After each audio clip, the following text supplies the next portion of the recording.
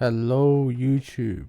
In today's video I'll be covering pretty much everything about Jade and more importantly whether she is a must pull or a skip. I thought it would be an interesting topic to talk about. So yeah, before we start, just so you know, these are obviously my opinions. So yeah. So firstly, her kit, nothing too surprising.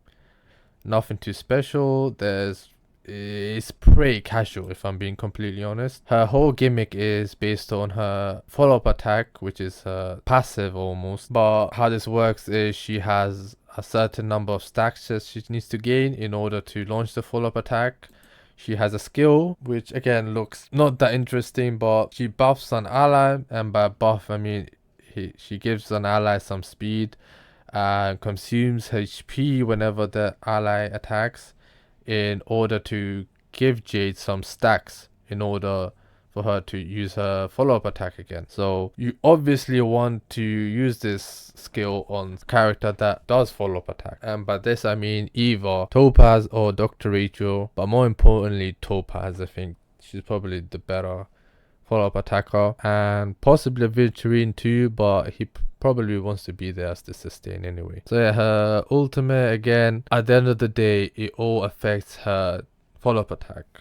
Everything is for the follow-up attack. So honestly, it's nothing too special if I'm being completely honest. Now, one of the things I want you to check is how is your Stellar Jade situation, because if I'm being completely honest, I'm not expecting players to have any Jades after these two banners have been released, because pulling just these two by themselves, you have already completed a lot of the endgame in this game right now. Honestly, Firefly is so strong, it is not even comparable to Jade. It is actually a joke, and she brings a whole new meaning to the break effect meta. Ruamei, again, not only does she help break effect characters, but she helps any other team. She completely changes everything on a team, whether it be damage, speed, everything. So if I'm being completely honest, if you do still have Jades after pulling for these two characters, then sure, you can go and pull for Jade, and more importantly, you have to make sure you have Topaz, Dr. Ratio, another follow-up attacker,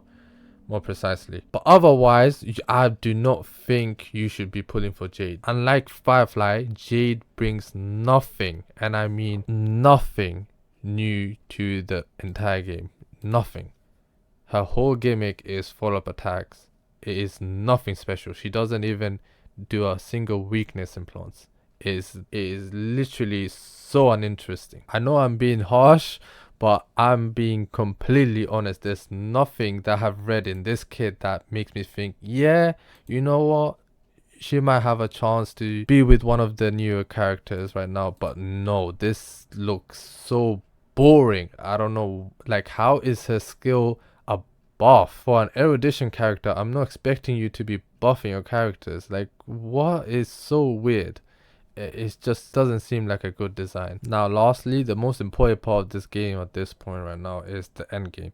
So looking at our latest MOC, there is no quantum weakness, so that doesn't really matter. Now looking at pure fiction, however, yeah, there you go, quantum weakness right there. So again, you can use Jade on this. Obviously you can also see the passive when an ally attacks an enemy with the follow-up attack. Clearly this whole end game is based for her, and she is an erudition character herself, so it all makes sense. Fair enough. And lastly, we have Apocalyptic Shadow. There's quantum weakness there, but again, if you read the passive, weakness break damage, super break damage, it is not for Jade at all. Not at all. So yeah, I think I've covered everything by now. I kept it short and simple. I know I've been possibly a bit harsh, but nah. Like, to go from where Acheron and Firefly to now Jade, who is nowhere, you cannot change my mind on this ever. Jade is nowhere near the level of Acheron and Firefly. Obviously this is probably to do with how popular the characters are, I understand, but by the kits alone, it is nowhere near Firefly or Acheron's level.